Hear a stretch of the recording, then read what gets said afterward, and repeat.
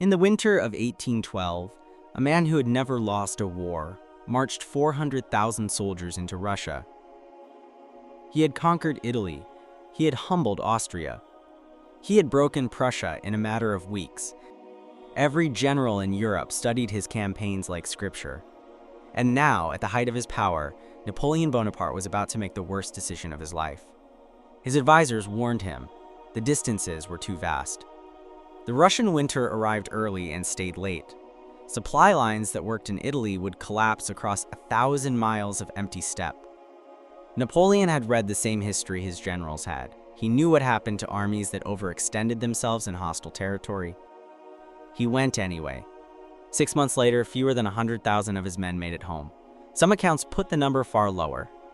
The rest were dead, frozen, or scattered across a country that had swallowed the largest army Europe had ever assembled. Here's the strange part. Napoleon was not a fool. By most measures, he was one of the sharpest military minds in human history. He could read terrain, calculate supply chains, and predict an enemy's next move before the enemy had thought of it. And yet, none of that intelligence stopped him from marching directly into the one mistake his own experience should have prevented. Why? We like to believe that intelligence protects us from bad decisions, that the smarter a person is, the less likely they are to act against their own interest. History keeps insisting otherwise. Brilliant people ruin marriages they know are worth saving. Careful executives sink companies they built with their own hands. Cautious politicians start wars they privately suspect they cannot win. Something moves beneath human decision-making that reason does not fully control. It has been there in kings, and it is there in us, quietly steering choices we later can't fully explain, even to ourselves. This is a film about that force. Robert Greene spent years studying the hidden patterns behind human behavior. Not the behavior people display, but the machinery running underneath it. He called these patterns the laws of human nature, 18 of them. Each one describing a different way the human mind deceives itself, defends itself, or betrays itself, often while feeling completely rational the entire time. We are going to walk through all 18, not as a book report, as an investigation. Because somewhere in these laws, if we're honest with ourselves, we are going to recognize somebody, and that somebody might be us. Law 1, the law of irrationality. Before Napoleon's downfall, there was a much smaller, much quieter version of the same mistake, and it happened everywhere in his campaign. In the discussions his marshals held before the invasion even began, they knew the risk. Several of them said so out loud in meetings, and then, one by one, they talked themselves out of their own warning. This is where the law of irrationality actually lives, not in the grand catastrophe, but in the small moment before it, when a person who has every reason to stop finds a reason to continue instead. Most of us assume we make decisions the way a courtroom reaches a verdict. Evidence comes in, we weigh it, we arrive at a conclusion. Robert Greene's argument is that this is almost backward. Far more often, the feeling comes first, the pull toward a decision we already want to make, and the reasoning arrives afterward, dressed up to look like logic. You can test this in your own life without much difficulty. Think of the last argument you had with someone close to you. In the moment, your position probably felt airtight. Every point you made felt justified. It was only later, sometimes hours later, sometimes years later, that you noticed how much of what you said had come from hurt or fear or the simple desire to win, rather than from anything resembling fairness. That gap between what we feel and what we tell ourselves we're thinking is the entire subject of this law. It isn't that emotion is the enemy of reason. Greene's point is stranger than that. Emotion and reason aren't separate rooms in the mind. They're wired into the same circuit. The oldest, fastest parts of the brain register threat, desire, humiliation, and attraction before the newer, slower parts even finish processing what happened. By the time conscious thought shows up, it isn't deciding anything. It's explaining a decision that was already made somewhere else. This is why intelligent people are not immune to irrational decisions. Intelligence doesn't disable the emotional machinery. It just makes the justifications more sophisticated. Napoleon didn't march into Russia because he stopped being brilliant. He marched into Russia because pride, momentum, and the fear of appearing weak after a string of unbroken victories were doing the deciding, while his considerable intelligence stayed busy constructing reasons the invasion made strategic sense. His mind wasn't lying to him. It was doing exactly what minds do, protecting the story he needed to believe about himself. You can watch the same pattern in a place far removed from battlefields. In the spring of 2022, Elon Musk made an unsolicited offer to buy Twitter for $44 billion, a figure well above where the market had the company priced. Within months, as ad revenue softened and the deal's economics looked worse under scrutiny, Musk tried to walk away, arguing the platform had misrepresented its bot numbers. Twitter sued to force him to close. He eventually did at the original price, after a legal fight that cost time, reputation, and by his own later public statements, a business he acknowledged he'd significantly overpaid for. None of this required Musk to be unintelligent. He is, by any reasonable measure, one of the sharpest operators in modern business. What the sequence shows is a rapid, high-stakes decision made under public pressure and personal impulse, followed by a much slower, much more reluctant attempt to reason his way back out of it. Reasoning arriving after the commitment, not before it. Notice what connects a battlefield in 1812 to a boardroom deal in 2022. In both cases, the people involved were capable of seeing the risk clearly. In both cases, something other than clarity determined what they actually did. This same pattern shows up in rooms far less historic than either of those. A manager passes over a promotion for someone clearly qualified, and later builds an elaborate case about performance metrics that don't fully hold up, because the real reason was that the employee's confidence made the manager quietly uneasy. A person ends a friendship over one comment, certain the friend always does this, when the truth is closer to a single moment of feeling exposed that got rewritten into a pattern to justify the exit. None of these people would describe themselves as irrational. That is exactly the point. Irrational decisions rarely announce themselves. They arrive wearing the clothing of good judgment. So how do you recognize it happening in yourself, in real time, rather than months later when the damage is already done? Greene's answer isn't to eliminate emotion. That isn't possible, and trying tends to backfire, producing decisions that are just as distorted, only colder. His answer is closer to developing a kind of internal radar, learning to notice the physical and mental signs that emotion has taken the wheel. A decision that suddenly feels urgent. A justification that arrives a little too quickly, a little too neatly. A reluctance to hear the counter-argument, paired with irritation at the person offering it. These are the fingerprints irrational thinking leaves behind if you know to look for them. The practical discipline Greene describes is simple to state and difficult to live. When a decision feels charged, when your certainty spikes and your patience for other views collapses, that is precisely the moment to slow down rather than act. Not because the feeling is wrong, because feelings this intense are rarely trustworthy narrators of what's actually true. There's an uncomfortable implication buried in all of this. If a mind as formidable as Napoleon's could be captured by its own emotional current without ever feeling captured, then the confidence you feel in your own most recent important decision proves very little on its own. Certainty is not evidence of accuracy. It's often the opposite. The quieter a doubt has been silenced, the louder the certainty that replaces it. Which raises the question this entire film keeps circling back to. If reason so often arrives after the decision has already been made, how much of what we call our own judgment is really just our feelings, wearing a disguise we built ourselves? Napoleon believed in that winter of 1812 that he was making a calculated strategic decision. History remembers it differently. And somewhere in that gap between what he believed about himself and what was actually driving him, the next law begins. Because irrationality alone doesn't explain everything. There is another force capable of distorting judgment even further, one that doesn't come from emotion at all, but from something closer to the center of who we think we are. Law 2, the law of narcissism. In 2019, a company worth $47 billion on paper collapsed in a matter of weeks, and almost everyone who watched it happen agreed on the same detail. The man at the center of it, Adam Neumann, seemed to genuinely believe he was building something closer to a movement than a business. WeWork rented office space and released it to freelancers and startups.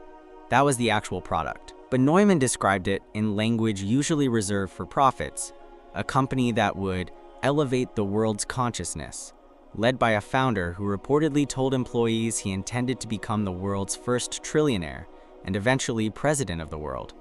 When journalists and early investors pointed out that the underlying business barely made sense financially, the response inside the company wasn't to examine the numbers. It was closer to irritation that anyone would question the vision at all. Here's the puzzle. Investors are not naive people. Some of the most sophisticated venture capital firms on earth poured billions into WeWork. Boards approved Neumann's decisions again and again. So the question isn't really why one man believed his own myth.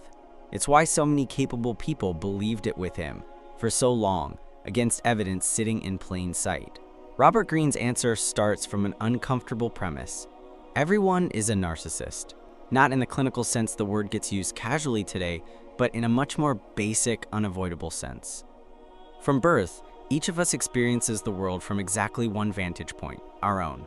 We feel our own hunger, our own pain, our own ambition with total immediacy, while everyone else's inner life reaches us secondhand, filtered, partial. That asymmetry doesn't disappear as we grow up. It just gets better disguised. Healthy self-regard and destructive narcissism aren't different species. They sit on the same spectrum, and what separates them is a single capacity. Whether a person can genuinely register that other people are as real to themselves as he is to himself, that their fears, needs, and inner monologue carry the same weight his do, not less. Most people manage this reasonably well most of the time.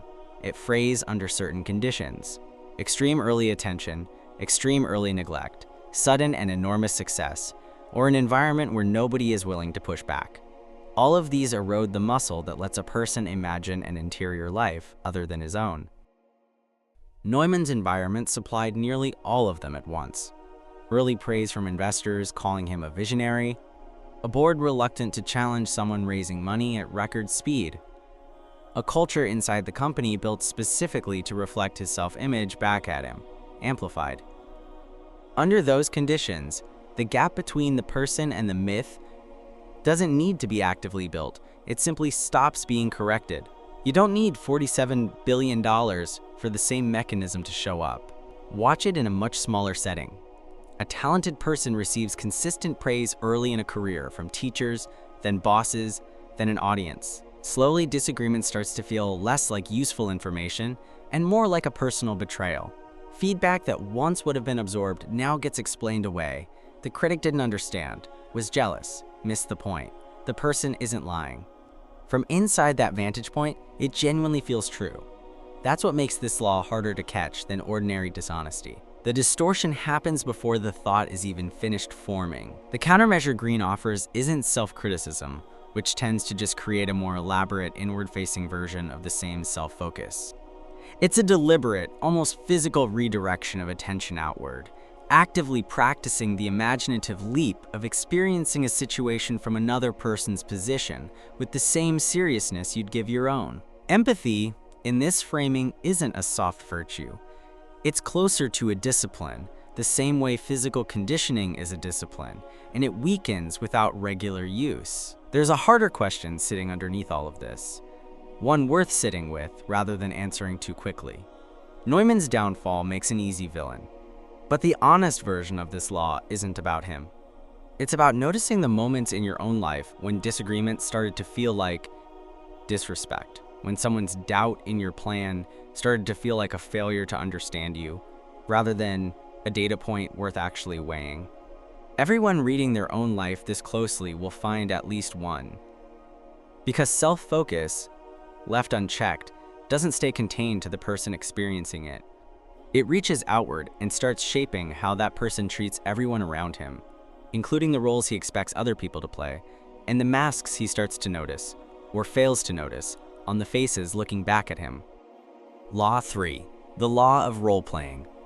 For years, the woman running Theranos wore black turtlenecks, dropped her voice half an octave in meetings, and told investors her company's technology could run hundreds of medical tests from a single drop of blood. Elizabeth Holmes wasn't lying about everything. She had a real idea, real ambition, and for a long stretch, real belief that the technology would eventually work the way she described it. What she was performing was competence that hadn't caught up to the claim yet, a role she needed investors, employees, and eventually herself to accept as reality, long before the underlying machine could do what she said it could. This is the part of human interaction most people underestimate. We assume the difference between honesty and performance is obvious. It rarely is. Everyone in every room is managing an impression. The job interview self is not identical to the family dinner self.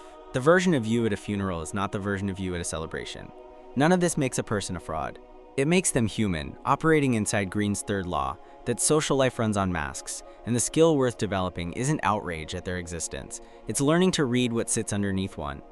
Holmes's mask held for over a decade because the people around her wanted it to be true as much as she did.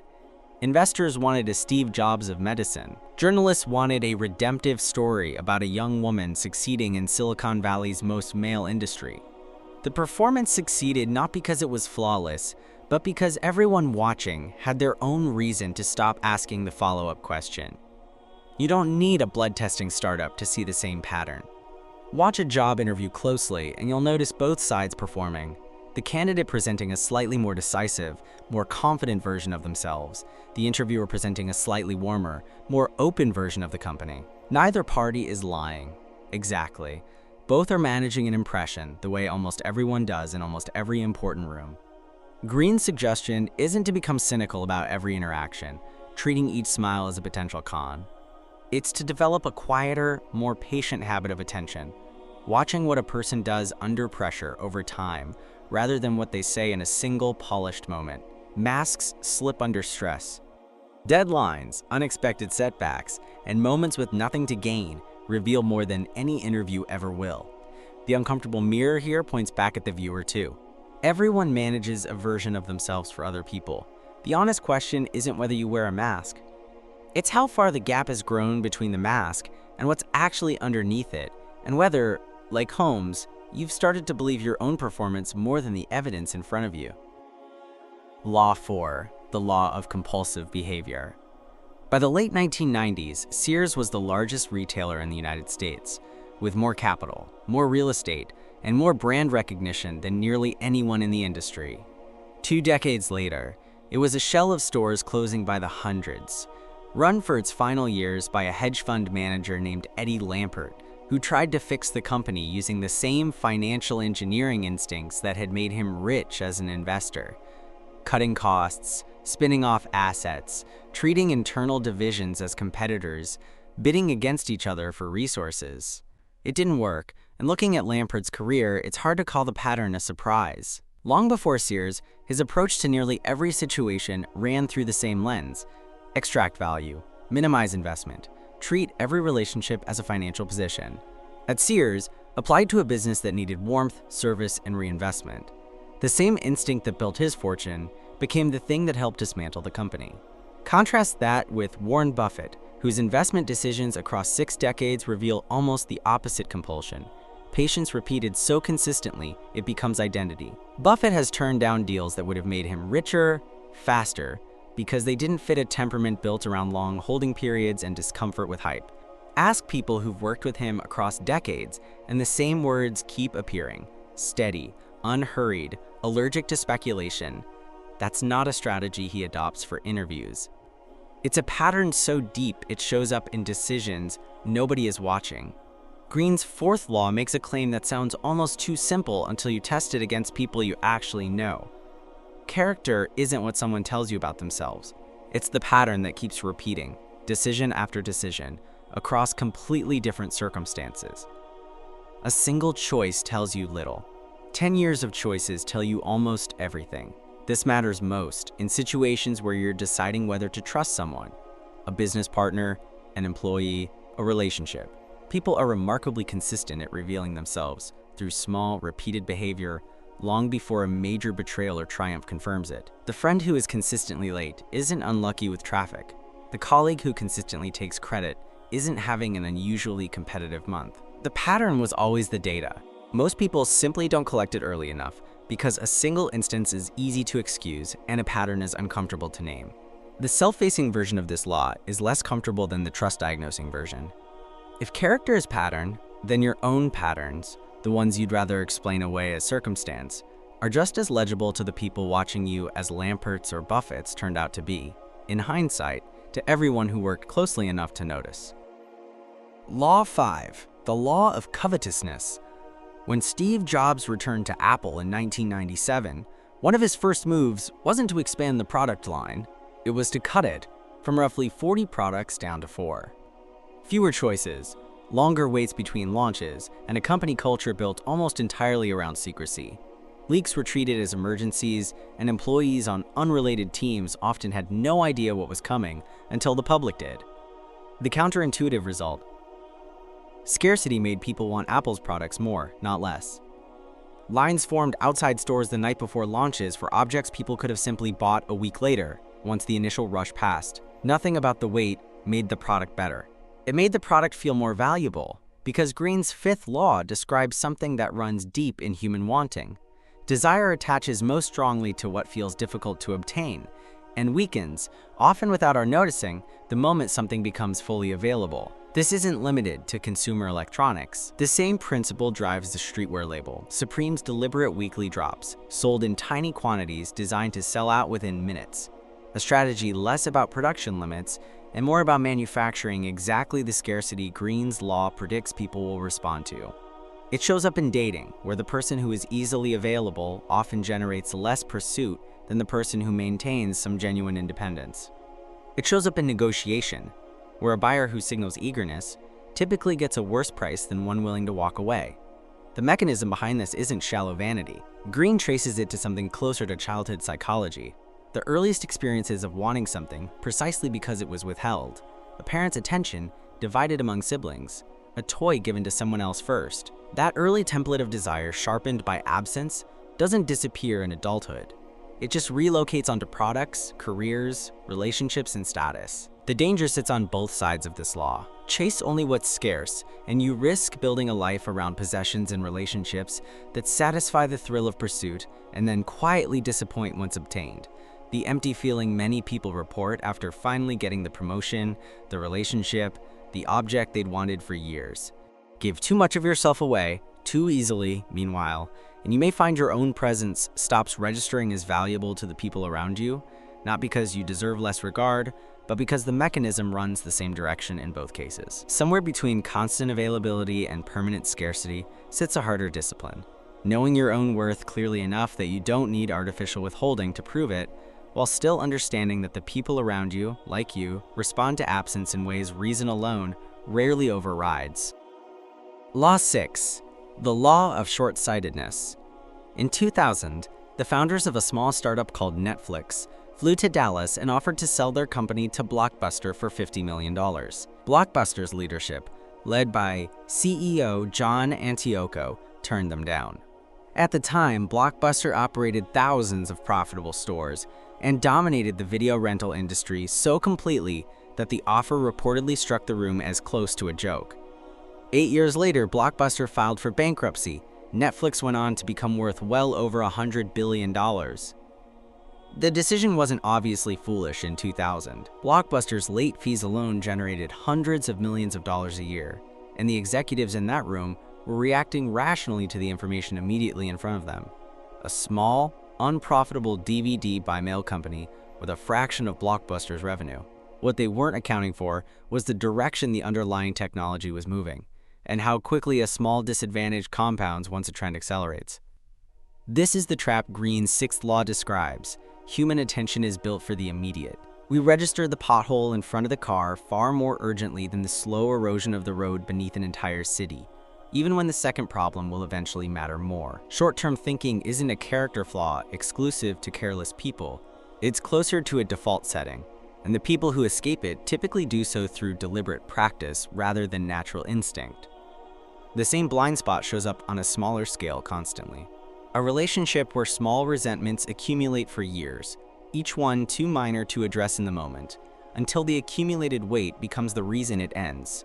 A habit, a drink after work, a skipped workout, a late-night scroll that produces no visible cost on any single day, only becoming impossible to ignore once years of single days have compounded into a decade.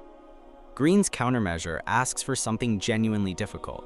training yourself to notice trend lines instead of single data points, and to weigh a small probability multiplied across years as seriously as a large probability happening tomorrow. Blockbuster's executives weren't wrong about any individual fact in that Dallas meeting. They were wrong about the shape of time, treating a slow, compounding shift as if it were a stable, permanent condition, because permanence is what the present moment always feels like from inside it. Law 7. The Law of Defensiveness. When Nelson Mandela began negotiating with the apartheid government from prison in the late 1980s, he was talking to men who had kept him locked away for over 2 decades, representing a system built on the belief that white minority rule was necessary and justified. A purely confrontational approach, attacking that belief head-on, demanding its abandonment as a precondition for talking, would have handed every person in that room a reason to dig in harder. Mandela did something more difficult. By his own later account, he made a point of listening carefully enough to understand how his negotiating partners saw themselves and found ways to acknowledge their fears about safety, about loss of identity, about what a transition might cost them before asking them to move. He wasn't pretending to agree with apartheid. He was recognizing something Greene's 7th law treats as close to a law of physics. Tell a person directly that their deeply held self-image is wrong, and the mind's first instinct is almost never reconsideration. It's defense. This runs deeper than stubbornness. Most people's sense of identity is built, brick by brick, out of beliefs they've held long enough to stop questioning about their competence, their fairness, their intentions. A direct challenge to one of those beliefs doesn't register as new information to be weighed. It registers as an attack on the self, and the nervous system responds to attacks by defending, not by updating. This shows up constantly in far smaller disagreements than a national transition of power. Tell someone bluntly they've made a mistake, and watch how quickly the conversation shifts from the mistake itself to justifying it. The information you offered may be completely accurate. It rarely matters because accuracy was never actually the obstacle. The threat to identity was. Greene's suggestion isn't dishonesty or flattery. It's sequencing. Confirm what's true and reasonable in the other person's self-image first. Their good intentions, their competence in other areas, the legitimate part of their position. Before introducing the piece you need them to reconsider. Mandela's negotiating partners didn't abandon apartheid because Mandela out-argued them. Many of them, over years of careful, patient conversation, arrived somewhere they could recognize as their own conclusion, rather than someone else's demand. The same discipline applies at a kitchen table as much as a negotiating table. The goal was never to make the other person feel wrong. It was to build a bridge sturdy enough that walking across it didn't feel like defeat. Law 8. The Law of Self-Sabotage. By the late 1990s, Robert Downey Jr. had been arrested multiple times, spent time in prison, and become, by his own later public description, someone the film industry considered uninsurable, a genuinely talented actor whose career seemed to be ending not through lack of ability, but through a pattern he kept repeating against his own clear interest. What changed wasn't a single dramatic event. By numerous public accounts, it was a slow, deliberate reconstruction. Sobriety maintained one day at a time, smaller roles taken seriously again, relationships rebuilt with people who had reason to have given up on him. By 2008, he was headlining Iron Man, a role that would define the next decade of his career and, by most accounts, of an entire industry's approach to franchise filmmaking. Greene's 8th law makes an argument that sounds almost too simple to be useful until you watch it play out in a real life.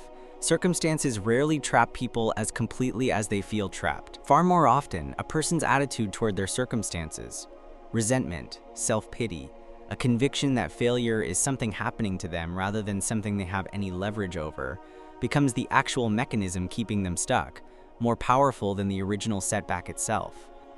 This isn't a claim that outcomes are purely a matter of willpower, ignoring real constraints of luck, resources, or circumstance. It's a narrower, more specific observation. Two people can face comparable setbacks and diverge sharply based on whether they interpret the setback as evidence of permanent limitation or as a problem with a solution somewhere inside their control. That interpretation, repeated daily, becomes self-fulfilling in either direction. Watch for the pattern in language before you watch for it in outcomes. This always happens to me, forecloses agency, before any actual attempt has been made. What can I control in this specific situation reopens it. The words aren't cosmetic. Greene's argument is that they shape the next action taken, and the next action is what actually determines whether the pattern breaks or repeats. Downey's recovery didn't erase what came before it. It's better understood as evidence for a more useful claim, that the story a person tells about their own setback is rarely neutral. It is either quietly building the cage or quietly building the exit.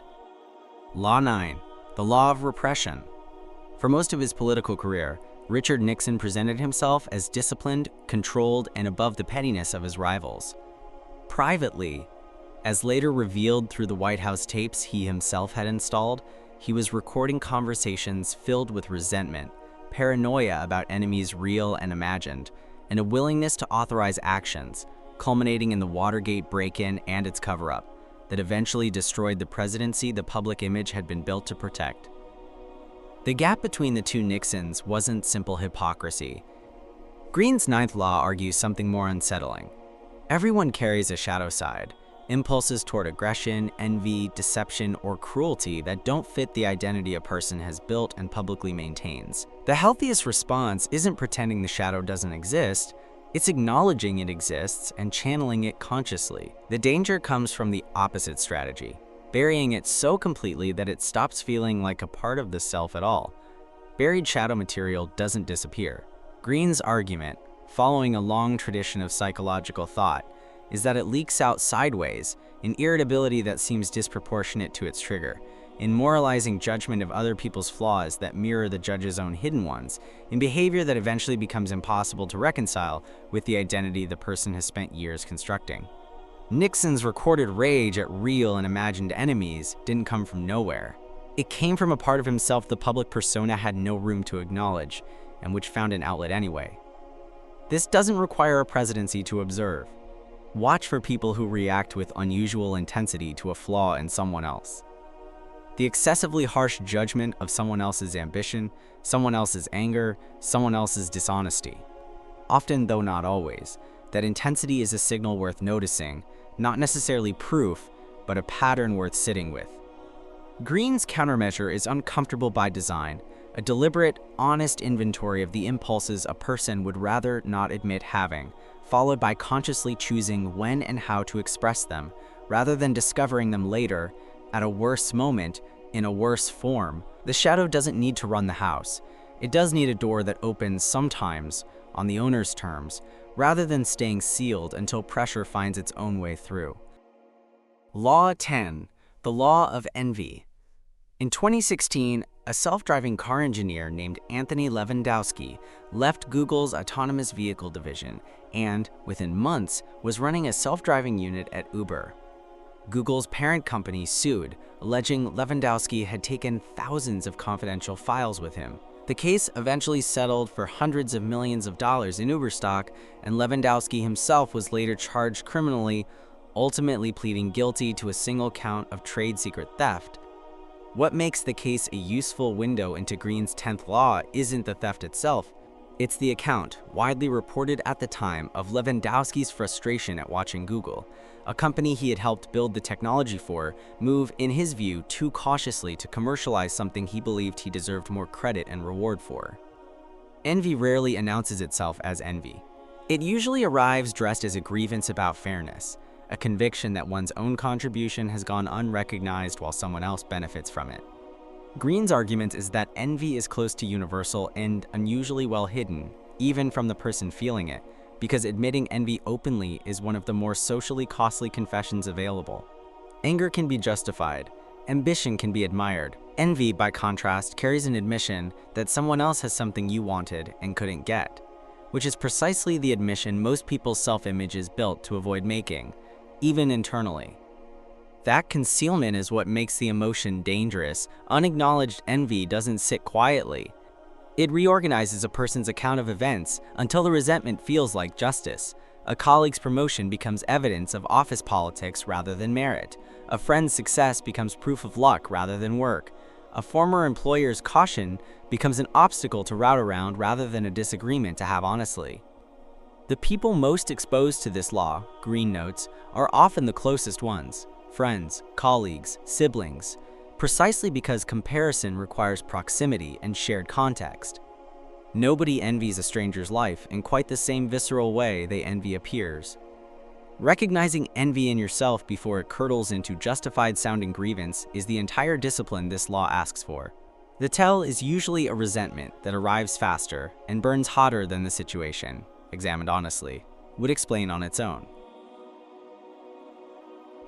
Law 11. The Law of Grandiosity. At its peak, FTX was valued at $32 billion, and its founder, Sam Bankman-Fried, was profiled as a boy genius reshaping cryptocurrency and philanthropy at once, photographed in the same rumpled t-shirt, whether he was meeting hedge fund managers or testifying before Congress. Behind the image, prosecutors later established, customer funds were being used to cover losses at a separate trading firm Bankman-Fried also controlled, a scale of risk-taking that, once exposed, collapsed the company within days and ended in a criminal conviction. What makes the case fit Greene's 11th law isn't the fraud alone. It's the documented pattern of decision-making that preceded it, a conviction, described by former colleagues and in his own recorded statements, that ordinary risk limits didn't fully apply to him, that he could calculate his way around consequences other people would have to respect. Grandiosity, in Greene's framing, isn't simple arrogance. It's a specific failure to register the existence of a ceiling, a growing sense, usually built on some real early success, that normal limits are for people with less talent or vision than the one exempting himself from them. Early success is almost always the fuel. A string of correct bets breeds a private theory that the bets were correct because of superior judgment rather than favorable conditions or luck, and that theory hardens with each repetition until it stops being tested at all. The same pattern that made Bankman-Fried extraordinarily successful in his 20s, willingness to take outsized risks, became, unchecked by any sense of limit, the exact mechanism of the collapse. Grandiosity is comfortable to spot in someone else's downfall and much harder to catch in your own thinking, because from the inside it rarely feels like grandiosity. It feels like confidence, like clarity, like finally seeing what other, more timid people are too cautious to see. That's precisely what makes Greene's countermeasure difficult to apply honestly. Deliberately seeking out people who will tell you when you're wrong, and treating early success as a reason for more scrutiny of your own judgment, not less. The ceiling is real for everyone, including the people who feel most certain, in the moment, that it doesn't apply to them.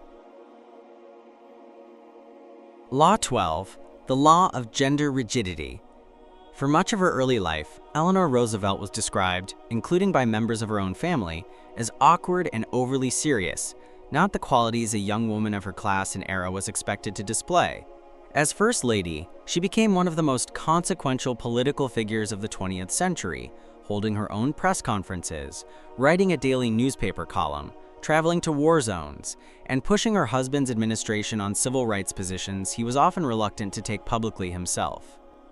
What made her effective wasn't a rejection of traditional roles so much as a refusal to be confined by them. She could be, by multiple biographical accounts, warm and maternal in one context, and forcefully, uncompromisingly political in the next, without treating the two as contradictory.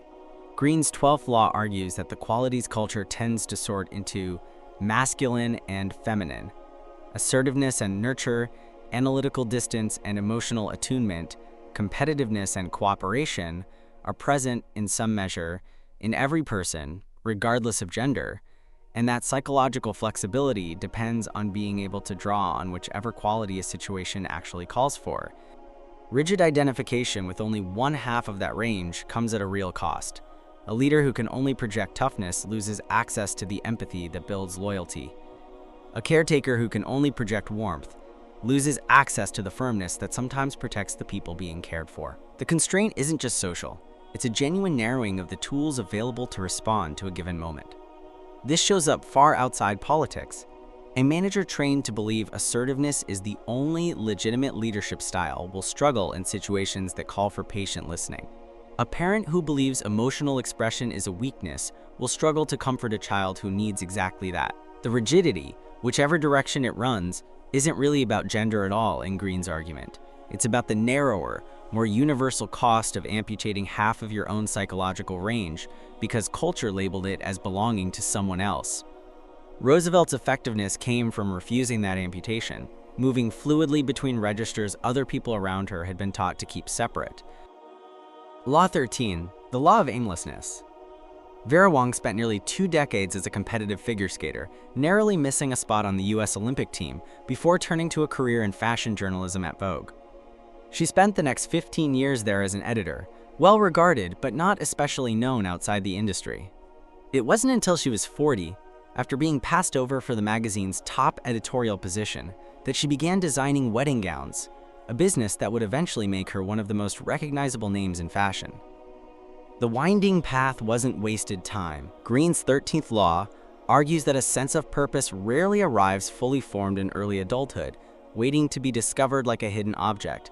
More often, it accumulates built out of skills, disappointments, and interests that seemed unrelated at the time, and only later reveal a hidden connective thread.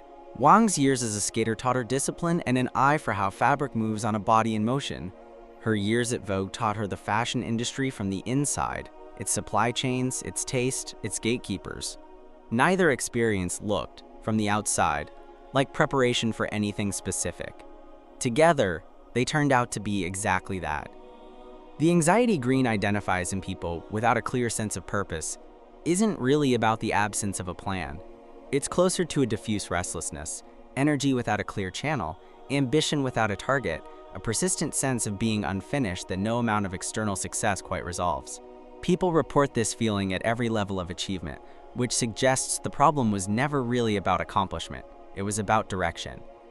Greene's suggestion for locating that direction isn't a single dramatic epiphany. It's closer to an audit, looking back across a life for the through line that was always present, however scattered the surface activities appeared, what a person kept returning to, what kind of problem consistently pulled their attention, even when nobody was paying them to notice it, what skill kept surfacing across otherwise unrelated jobs. Wang's path from ice to Vogue to wedding gowns looks, in hindsight, like a plan. It almost certainly didn't feel that way while she was living it. That gap between how purpose looks backward and how directionless it often feels in the moment it's forming may be the most reassuring part of this entire law. Law 14, the law of conformity. In 2021, a former Facebook data scientist named Frances Haugen walked out of the company with tens of thousands of internal documents and testified before Congress that the company's own research showed its products harmed teenagers, mental health, and that leadership had repeatedly chosen growth and engagement over acting on those findings. Her testimony triggered congressional hearings, regulatory scrutiny across multiple countries, and a wave of internal reporting from other current and former employees who described a workplace culture where raising these concerns internally had, for years, gone largely unrewarded. What makes the case relevant to Greene's 14th law isn't the specific allegations. It's the far more common pattern underneath them. The documented reluctance of employees inside a large organization to voice concerns that ran against the group's prevailing direction, even when those employees privately held serious doubts. Conformity in Greene's framing isn't primarily about agreeing with the group. It's about the much stronger, largely unconscious pressure to appear to agree. Because visible disagreement carries social costs that register to the nervous system as similar in kind to physical danger. This isn't a flaw limited to corporate culture. Decades of social psychology research, going back to experiments in the 1950s where participants gave answers they privately knew were wrong simply because everyone else in the room had already given that answer, demonstrate how reliably individual judgment bends under group pressure, even absent any explicit threat or reward. Most people watching those experiments from outside assume they'd be the one participant who resisted. Most people inside a real group under real social pressure are not. The pull toward conformity intensifies inside hierarchies, where dissent doesn't just risk social discomfort, but a job, a promotion, or a reputation built over years. That's precisely what makes the rare instances of resistance. An employee, like Haugen, willing to act on doubts everyone around her had learned to keep quiet, worth examining closely rather than treating as simply a matter of unusual courage. Greene's argument is that resistance is less a fixed personality trait and more a decision, available to anyone, that becomes easier with practice in smaller moments long before it's tested in a large one. The discipline this law asks for starts small, noticing the specific physical sensation of holding back a disagreement in a low-stakes meeting, and practicing, in exactly that low-stakes moment, the muscle that a higher-stakes moment will eventually require. Law 15. The Law of Fickleness. On the Ides of March 44 BCE, Julius Caesar was stabbed to death on the floor of the Roman Senate by a group that included men he had personally pardoned, promoted, and in some cases treated as close friends. He had, by that point, been declared dictator for life, and the crowds of Rome had cheered him through triumph after triumph. The same public that had celebrated him seemed to accept his death within days, and within a generation, the republic his death was meant to save had transformed into the very empire his assassins claimed to be preventing. The gap between the adoration Caesar received in the Forum and the blades waiting for him in the Senate is the entire subject of Greene's 15th law. Followers and crowds, in Greene's account, are not simply loyal or disloyal. They are conditional, attaching their enthusiasm to whoever appears to be winning, whoever supplies the clearest sense of direction and momentum, and withdrawing it the moment that momentum falters or a more compelling figure appears. It isn't fickleness in the sense of randomness. It's closer to a consistent, almost predictable response to specific conditions. Certainty draws people in, hesitation repels them, and a leader's aura, once damaged, rarely recovers on the strength of the leader's past accomplishments alone. Caesar's assassins weren't former enemies. Many were former beneficiaries who had come to fear, rightly or wrongly, that his accumulation of power threatened the system that had elevated them in the first place. Their loyalty had never been to Caesar as a person. It had been to what Caesar represented at each stage, first stability and victory, later a threat to their own position within the order he was reshaping. This dynamic doesn't require an empire to observe. A team rallies enthusiastically around a manager during a winning streak and turns just as quickly during a losing one, often without the manager's actual competence having changed at all in between. A political movement's most devoted supporters can become its harshest critics within a single election cycle, once the sense of inevitable momentum breaks. Greene's argument isn't cynical resignation to this pattern. It's a case for a specific kind of leadership discipline, cultivating loyalty that rests on consistent character and genuine relationship rather than purely on the momentum of recent wins, because momentum, by its nature, cannot be sustained indefinitely, and whoever depends entirely on it will eventually meet the moment Caesar met on the Senate floor, surrounded by people whose devotion turned out to have been conditional all along. Law 16. The Law of Aggression.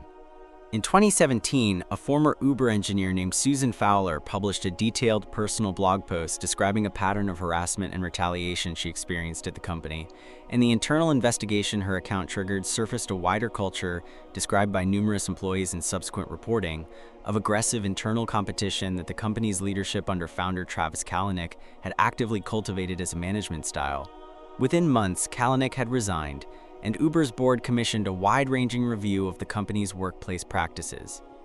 The relevant pattern for Greene's 16th law isn't any single allegation. It's the broader, well-documented account of a corporate culture where aggressive, take-no-prisoners competitiveness was explicitly rewarded from the top, publicly framed as ambition and drive, while its costs to the people operating inside that environment were treated as an acceptable, even necessary price of growth. Aggression, in Greene's argument, rarely announces itself honestly. It moves through organizations and relationships wearing the language of passion, high standards, or healthy competition, precisely because open hostility is socially costly in ways that hostility dressed as ambition is not. Greene's broader claim is that aggression is a far more universal human trait than most people are comfortable admitting, present to some degree in nearly everyone, and that the real variable isn't whether a person has aggressive impulses, but how consciously those impulses are managed and channeled. Suppressed entirely, aggression tends to surface anyway, often in more damaging and less accountable forms. Passive resistance, sabotage, or the kind of unofficial culture that grew inside Uber under cover of an approved corporate identity built around speed and disruption. The everyday version of this law is quieter than a headline-making corporate scandal. It's the colleague whose feedback always seems to land as a small public humiliation rather than a private correction. It's the friend whose competitiveness surfaces only in games and never in direct conversation. It's the family member whose criticism arrives wrapped in concern. None of these people would describe themselves as aggressive. That's usually the point. The aggression has found a socially acceptable costume to wear. Greene's recommendation isn't suppression of aggression, which the Uber pattern shows doesn't actually work. It's honest acknowledgement paired with conscious redirection, channeling the same drive that built Kalanick's early success into competition against external circumstances rather than against the people standing closest to you. Law 17, the law of generational myopia. In 2007, BlackBerry, under co-CEO Mike Lazaridis, dominated the smartphone market so completely that the device had become a verb. People spoke of getting crackberried into checking email compulsively. When Apple unveiled the iPhone that same year, with its touchscreen and lack of a physical keyboard, Lazaridis reportedly dismissed it internally as impractical for serious business use, built for entertainment rather than the productivity that had made BlackBerry indispensable to a generation of executives. Within 5 years, BlackBerry's share of the smartphone market had collapsed from near total dominance to a rounding error. Lazaridis wasn't wrong that the physical keyboard mattered to his existing customers. He was wrong about which generation of customer was about to matter most, and how quickly the assumptions that had built his company's success would stop applying to the market forming around him. Greene's 17th law describes something close to a structural blind spot. Every generation absorbs the assumptions of the world it came up in so completely that those assumptions stop feeling like assumptions at all and start feeling like permanent facts about how things work. Lazaridis had built his entire career and BlackBerry's entire identity around a specific model of what a smartphone was for. The device that made that model obsolete didn't fail to register with him because he lacked intelligence. It failed to register because it violated a premise so deeply embedded he could no longer see it as a premise, rather than as reality itself. This pattern repeats across every domain where one generation's certainties become the ceiling for how they interpret the next generation's behavior. Parents misread their children's relationship with technology through the lens of assumptions formed decades earlier, in a completely different media environment. Industries built around one distribution model dismiss a new one as a toy, a fad, a lesser version of the real thing, right up until the fad becomes the entire market. Greene's countermeasure asks for something close to constant, deliberate humility about which of your own convictions are actual facts about the world and which are simply artifacts of the specific decades you happen to grow up and succeed in. A distinction Lazaridis, and nearly everyone facing this law, only sees clearly in hindsight once the world has already moved on without waiting for permission. Law 18, the law of death denial. Marcus Aurelius ruled the Roman Empire at the height of its power, commanded its armies, and held more absolute authority than almost any person alive during his lifetime.